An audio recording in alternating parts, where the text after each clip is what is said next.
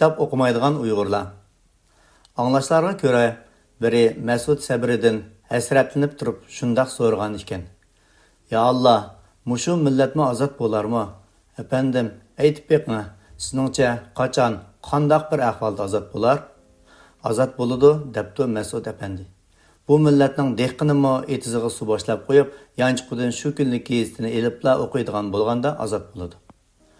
Bu so'zning naqadar to'g'ri, naqadar dal joyida aytilganligini ochiq amaliyotlar bilan his qildirmoqda. Agar bir millat ozodlikka intiladigan, u holda bir mafkura, bir xil siyosiy g'oya ostida bir bayroq atrofiga uyushmoq kerak. Lekin bu uyushish o'z-o'zidan vujudga chiqmaydi. Bundaq ediviy birlik dunyoning narida qaysi irq, qaysi millatda bo'lishidan qat'iy nazar bir xil usulda ishga oshadi. U bo'lsa-mu tashviqotdir. Tashviqot bo'lsa, kitob, gazet, jurnal, tashviqot varaqlari, nutuq, chaqiriqlar orqali elib berildi. Nutuq garchi uqishliq, jonliq, ta'sirlik bo'lsa-mu, intayin zo'r cheklamalikka ega. Ya'ni nutuqni shu maydonda bo'lganlar, natiqning ovozi yetgan doiradagi odamlarla anglay oladi. Cheklimiga eng oz uchraydigan, yiroqlarga ketalaydigani bo'lsa, yozma tashviqotdir. Әмді xulasa qilish tez emaski, Uyg'urlarning ozodlik masalasidagi nihoyatda cho'ng ichki to'salg'uning biri, balki eng muhimi o'qish bilan kelisholmaydigan g'alati mijozdir. Bundaq bir xalqni to'g'ri mafkura ostida yetaklash, ma'lum idealni singdirish mumkinmi? Ittifoqsizlikni tugutish, ziddiyatlarni hal qilish, to'g'ri xatoni farq etish, xatoliklarni tanqid qilish. Umuman inqilob uchun zarur bo'lgan barcha ideviy tayyorlik o'qish orqali amalga oshadi. Uningsiz xuddi hozirgi bizning ahvolimizga o'xshash ahvol. Har kim o'zi turayotgan tor bir doirani dunyo mushu deb tonish. Har kim o'zi bilgancha chillash ahvoli kelib chiqadi. Men oxirgi kunlarda ko'pikka aylanayotgan tirishchiligimizga ichinish hissi ichida qarab o'ltirib, bu xil o'qishdan bezorlik psixikasini qayta tahlil qilib tuvandagi xulosaga keldim. Uyg'urlar asosan 3 sababdan kitob o'qimaydi ekan. Birinchi, ulug'ligi sababli o'qimaydi ekan. Kichik birinchi. O'zi bek ulug' bo'lg'achqa, o'zi yaratmaydigan tuvan odamlarning yozgan bir narsasini o'qib yurishni ulug'ligiga munosib kelmaydigan, shu tuvan muallifni e'tirof qilgandek bo'lib qoladigan ish hisoblab o'qimaydi ekan. İkinci, ular ulug' bo'lganlikdan o'zini har jihatdan bilimga to'shgan deb o'ylaydigan bo'lg'achqa, yana bilim qabul qilgudek bo'sh yer yo'qligidan, shundaqla o'zining bilim oladigan talib bo'lib qilishi salohiyatini tuvaltadigan ish bo'lganlikdan, bilim berguvchi ustoz hisoblab hech narsa o'qimaydi ekan. Buni bir ulug'imizning amaliy pozitsiyasidan bildik. Bu dahi Alloh bizning duosimizni ijobat qilib, muyassar qilib bergan vali. Jannatning ochqichi degan kitobni o'qib baqlimi taqsir degan savolga dohiyona qiyofat, ulug'vor tus bilan shundoq javob bergan. Endi ishqilib o'zining ahvoliga yarasha yozganda aplab-saplab bo'ludi deyishga bo'ldi. Uning keng qo'saqlik bilan bergan iltifotlik bahosiga rahmat, niyatiga yarasha Alloh mukofotini bersin. Bu til chaynashlardan shuni qiyos qilish tez emaski, vali bu kitobni o'qimagan. Ammo kitob o'qimaydigan qandoq olim bu degan savol tug'ilib qolmaslik uchun o'qigan qiyofatda baho berishga to'g'ri kelgan. Shuning bilan ovozi muxlislarining og'zaki aytib bergan baholarga asosan ana shundoq ulug'liq, keng qo'rsaqlik bilan muayyanlashtirgan. Rasmiy maqtay desa, o'zining ulug'ligini tushirib, boshqalarni ko'tarib qo'ymay deb ansirgan bo'lsa, inkor qilay desa, qitug'urliqqa bilinib qilib, keng qo'rsaq doiralik obrazini buzib olishini ansirab, ikki tashning orasida tozimi qiynalgan. Valilardan bu og'rinishga haqqimiz yo'q, chunki ular alohida materialdan yasalgan bo'lg'achqa, ularning kibri buningga yo'l qo'ymaydi. Ammo boshqa o'qimishliklar, dahiylar, yo'lboshchi liderlarga o'xshashlar kitob o'qishga qiyiq ekanligini his qilish tasamiz.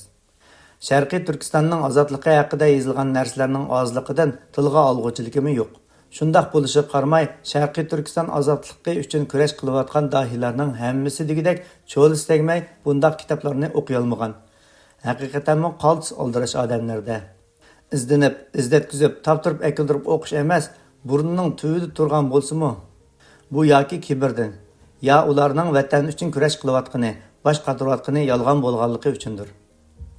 Ikkinchi, pulliq bo'lganligi uchun o'qimaydi. Kichik birinchi, pul topgan Uyg'urlar o'zlarini arziydigan ishlar bilan band, oldirash, cho'ng odam hisoblaydi. Kitob o'qib yurish ularning nazarida maktab bolalarining qo'ldan ish kelmaydigan avaralarning ishi. Bekorchilarning ich puchqi uchun qart o'ynagani, bilyard o'ynagani bilan bir qatordagi ish, xolos. Kichik ikkinchi, pulliq bo'lganini bir xil ulug'liqning ifodasi bilgachga, chakana odamlarning qiliqini qilib, kitob o'qib yurgisi kelmaydi. Tögining mazar bilan ishi yo'q degandek, ularda ajoyib bir xil ko'ranglik borki, har qanday bir o'qimishlik oldidimi hech qo'rinmasdan gap yo'rg'iladigan, hech kimni ko'zga ilmaydigan xo'jayinlik ruhiga ega. Uchinchi, savodsizligi tufaylidan o'qimaydi. Eng ko'p sonliqni tashkil qiladigan mushu tabiqa. Kitob o'qish yoki maktabda o'qish desa, kadrlikning tayyorligi deb tushundi. Agar kadr bo'lmaydigan ish bo'lsa, o'qiganning nima foydasi deb qaraydi. Ular nadonligi tufaylidan o'qishning ahamiyatini eng tor tushungan yoki zotili tushunmagan odamlardir.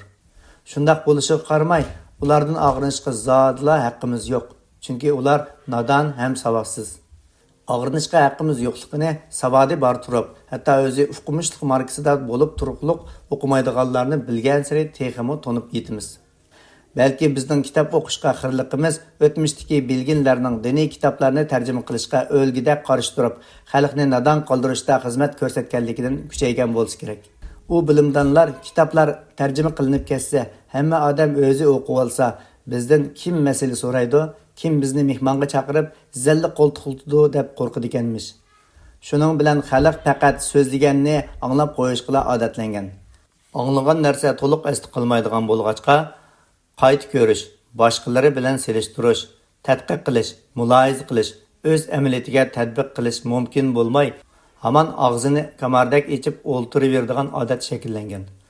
Ular uchun kitob degan yerim umri o'qish bilan o'tgan odamlar tushunmasa, boshqalar tushunmaydigan sirliq narsaga aylanib ketgan bo'lib, ularda bilib beqish, tushunishga harakat qilib beqish jur'atini qurtib Texmo sat bo'lg'ini bilgin atalganlarning xeyli ko'p qismi faqat arabcha o'qiy oladigan, ammo o'zimi hech nima tushunmaydigan bechoralar bo'lib, ularmi bilib bilmay bir nimalarni so'zlab, o'zidan sal egizroqlardan anglab olganlarni kallapay qilib, boshqa bir gap, boshqa mazmunlar bilan aralashtirib so'zlab jinni beqib kelganligi kishilarda falonchi qorim muncha yil o'qibmi tuzuk bilmayotsa degandek jur'atsizlikni kuchaytgan. Yangi zaman yoshlarining ichidagi bir qism mo'llar haqiqatni elga yetkazishda Allohning degandek haqni yetkazgani uchun haq olmaydigan bo'lg'achqa ko'ngillarining jingmumi yeganlarning jahlini qatirgan. Biroq elimi chet elga chiqib olgan bir qism jon baqarlar haqni yoshirib, elni aldab, hamma ishtaq, faqat pulli bo'lsa vatanni ozod qiladigan ishni tayyorlab qilib qo'ygan to'q deyishmoqda. Ularning vatan demaydiganligi, oldi bilan Falastinni ozod qildiganligi, Amerikaga bayroq qadaydiganligini xalq unutib qolmagan bo'lsa, bu keyingi gapga rab yemayotganligini his qilar albatta. Gap uningdimi emas. Bunimi demay turayli? Bu ish qo'ng'altoqlarning deb yurgindek oddiymi degan savolni so'rsalar, ularning mezi chuvulidi. Ular qachongacha bir qo'rsqi uchunla xalqni aldarkin? Qur'on, hadislardan bir qator o'qib etib, orqadan yolg'onlar aytilsa, rost deb oldini pul berdiganlar, hech bo'lmasa ko'tiga tepib haydab etmay histashlik qildiganlarning mavjudligi dal xalqimizning nodonligi, savodi bo'lsa-mu kitob o'qish bilan xo'shining yo'qligining oqibatidir. Bo'lmasa bu yolg'onlar shuncha oddiy, bolalarcha, saranglarcha ko'ti ichilib turdiki, bundaq gaplarga faqat bizninkidek xalqlar ishindi. Xalqimizdagi bu xil ojizlikni ilgari zotla tasavvur qilmagan yoki bu darajada og'ir deb o'ylamagan ekanman. Navbatda bu xalqqa raj uqtirish ehtiyoji jiddiy holda oldimizga qo'yilishi munosabati bilan bu nuqtani tunib yetganimda mamlakatdagi yozuvchilarning bolalarcha soddilik bilan xo'sh bo'lib ketadigan bir ishi yodimga yetib, ularga ich og'ritishdan ixtiyorsiz ko'zimga yosh keldi. Vatanda dahshatli qizil terrorlik hukm surgachga chinroq nafasmi olg'ili bo'lmaydi. Yozuvchilar o'zlarining milliy va siyosiy tuyg'ularini yoshirishga majbur. Hech narsa demaslik, ya'ni xalqni tarbiyalashdan iborat bu burchni ado qilmaslikqa vijdoni yo'l qo'ymaydi. Şoңlashqa əsərlərdə simvolluq yollar bilan ana shu xohishlarni ifodalashga majbur bo'ladi. Agar ma'lum qarshilik ro'yini ifodalaydigan jumlani qatma-qat paytimlarga o'rab, yapti gaplar, agitma usullar bilan asariga qistirib olgan bo'lsa, bu qiliqidan xursand bo'lib, go'yo bu millatning eng muhim bir ishini hal qilayotgandek do'stlarga mundaq davoldim degina rasa keltirdim, harduqim chiqdi deyishib ketdi. Vaholanki bu davolgan gap nihoyatda yo'shirin dartmalash bo'lg'achqa, uni faqat shu ideyani hozirlagan, o'zimi shunchalik saviyaga ega kishilar tushundi. Muallif tarbiyalamoqchi bo'lgan kishilar bo'lsa, ham o'qimaydi, ham uqmaydi. Shuning bilan bundaq xulosa kelib chiqdi. Tushundiganlar baribir biladi, ularga deb berishning hojati yo'q. Tushunib qilishi umid qilinganlar, tarbiya obyektlari baribir tushunmaydi. Hammadan echinishliqi o'qib baxmaydi. Bu bechorligimizni tajribadan o'tkazib, isbot qilib bergini keyingi kunlarda chet ellarda nashr qilib tarqitilgan ba'zi kitoblar bo'ldi. Masalan, Jannatning ochqichi diniy va siyosiy kitob bo'lishi bilan hech qanday simvollik vosita, agitma usullar ishlatilmasdan to'g'ridan-to'g'ri yozilgan. Shundaq bo'lishiga qaramay, xalqning ichidagi tarqalish ahvoli kishini umidsizlantirdi. Gerçi memleket işçide muqaytib esilgan bolsa-mı, bizning mushu davrdagi siyosiy ehtiyojimizga selishtirganda yanıla yeterlik emas. Bu ahvol hech bo'lmagandimi, ozodlikqa tashna bir millatning pozitsiyasiga o'xshamaydi. Fuqarolarimizning ahvoli ko'nglimizga ayon. Echinishliqi, mo'minlik, vatanparvarlikdan gap setib yuradigan nurg'un kishilarmi qimmatli vaqtlarini chiqara olmagan. Hatto ozodlik yo'lida izlanayotgan, kurash qilayotganlarning bir munchasimi ulug'liqi sababli o'zini tushirib yurmaganligi ma'lum.